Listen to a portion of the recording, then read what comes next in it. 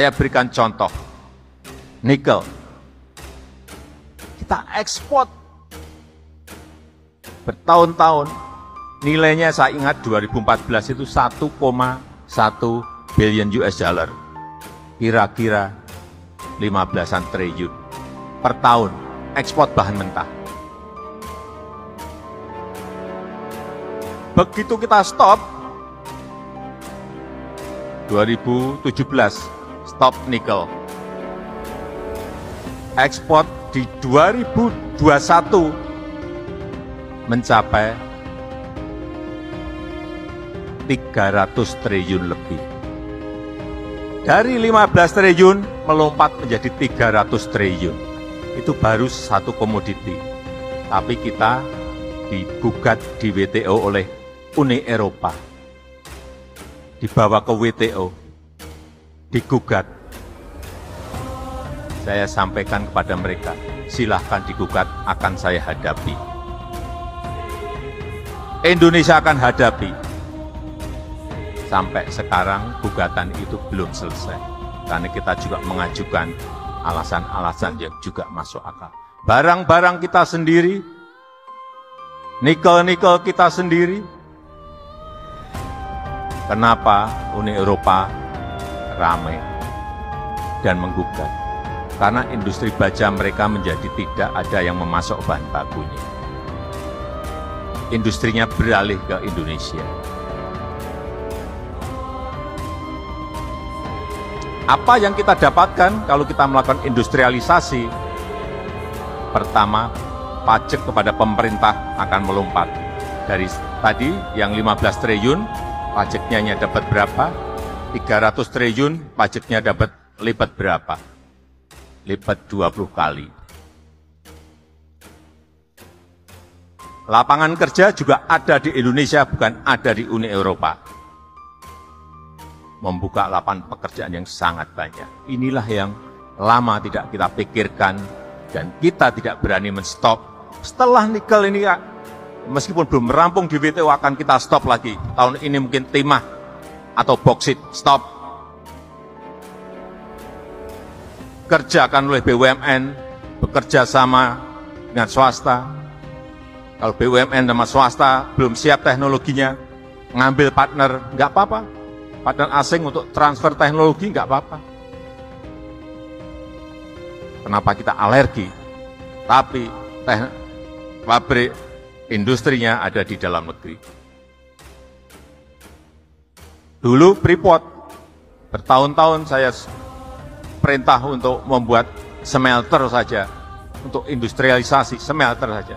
Nggak pernah didengerin. Tapi begitu Freeport, sekarang 51% menjadi miliknya BUMN, menjadi milik kita. Tahun lalu smelter langsung saya perintah, langsung dibangun. Karena sudah milik kita sendiri, mayoritas milik kita. Langsung dibangun di Gresik. Nanti kita lihat dari tembaga ini akan di smeltering ini akan dapat berapa miliar kita belum tahu. Tapi saya meyakini bisa lipat juga sama, 20 kali yang biasanya kita kirim. Kadang-kadang kita kirim bukan hanya tembaga saja. Bahan mentah kita kirim, di dalamnya juga ada emasnya juga. Mana kita tahu? Nanti kalau sudah smelternya jadi baru kita tahu. 40 tahun lebih mungkin kita dibohongi. Emasnya mungkin lebih banyak dari tembaganya. Tapi saya belum bisa menyampaikan karena memang belum dilakukan produksi di smelter kita. Tembaga stop, boksit stop.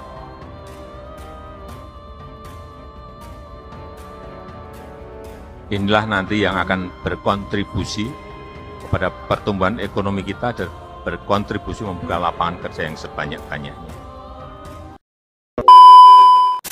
Wow. Oke, teman-teman. Sedikit yang mau saya sampaikan di sini ya.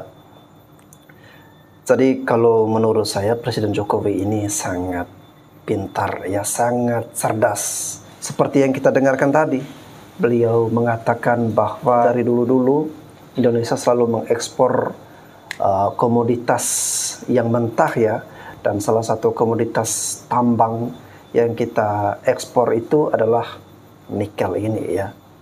Tetapi oleh Pak Jokowi, beliau merubah sistem yang sebenarnya itu sudah berjalan bertahun-tahun, tetapi beliau berani ya. Maksudnya nikel tidak boleh lagi diekspor mentah, tetapi kita berani mendirikan smelternya ya, kemudian kita olah sendiri. Walaupun beliau harus mendapatkan resiko menghadapi Uni Eropa yang menggugat atau tidak setuju atau tidak suka dengan kebijakan pemerintah saat ini ya. Ya memanglah enak saja ya mereka di Eropa sana, mereka mendapatkan bahan-bahan dari kita, kemudian mereka mendirikan industri di sana, membuka lapangan kerja untuk kesejahteraan masyarakatnya. Kita dapat apa ya?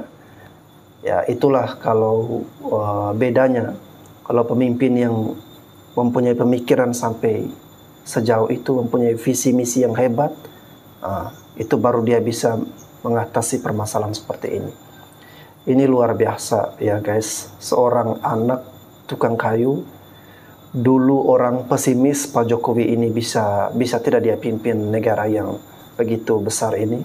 Tapi apa yang terjadi ya teman-teman, ini luar biasa. Jangan lihat fisiknya ya, tetapi lihat kinerjanya, nyalinya, itu sangat luar biasa. Lalu kemudian yang berikutnya tadi juga Pak Jokowi sampaikan tentang soal smelter Freeport ya. Karena selama ini yang kita kirim ke luar negeri ya berupa tembaga, tetapi kita tidak tahu ya, jangan sampai di dalam situ ada mineral lain atau ada emas di situ. Ya ngomongnya sih atau mungkin di atas kertasnya itu tembaga, tetapi di dalam situ adalah emas ya. Ya, itu yang mungkin saat ini sedang diusahakan atau sedang dicoba oleh Pak Jokowi untuk memperbaiki. Salah satu langkah yang beliau lakukan adalah dengan membangun smelter Freeport di Gresik ya.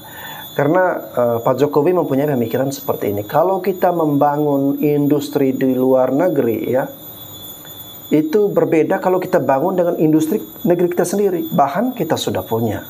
Lalu kemudian kita tinggal membangun industri. Dengan industri tersebut, semua pajak akan mengalir ke dalam negeri kita sendiri. Kemudian akan menyerap tenaga kerja, ya, membuka atau menciptakan peluang kerja baru. Itulah kehebatan dari pemikiran Presiden Jokowi.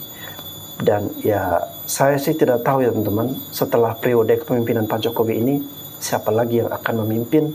Ya semoga dia bisa melanjutkan kinerja atau tongkat estafet dari Pak Jokowi, dia bisa laksanakan dengan baik, dia bisa meneruskan, kemudian menjaga apa yang sudah selama ini dibangun ya. Jangan sampai nanti setelah Pak Jokowi malah diporak-poranda lagi, diubah-ubah lagi aturannya, dibuat lagi undang-undang yang segala macam yang akhirnya yang selama ini pondasinya sudah dibangun, diacak-acak lagi, dibongkar lagi, dibangun ulang lagi, dimulai lagi dari nol ya. Oke teman-teman semuanya yang sudah menyimak video ini, saya ucapkan terima kasih banyak. Saya Bastian Sebo, selamat berhari Minggu. Semoga kita semua selalu dalam keadaan sehat, selamat dan selalu mendapatkan rezeki yang berlimpah ya. Amin.